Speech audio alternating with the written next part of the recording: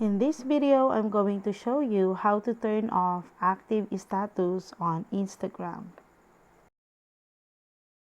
So, on your Instagram profile, tap the three lines on the upper right, select Settings and Privacy, and then scroll down to Messages and Story Replies.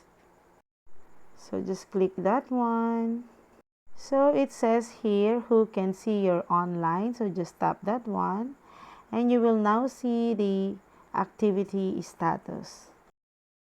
And here you can go ahead and read this one. It says show activity status. Just toggle that one to turn off your active status. And to turn it off, just toggle that one again. And that's it, guys. I hope you find this video helpful, and if you do, please don't forget to like and subscribe to my YouTube channel. Thank you for watching.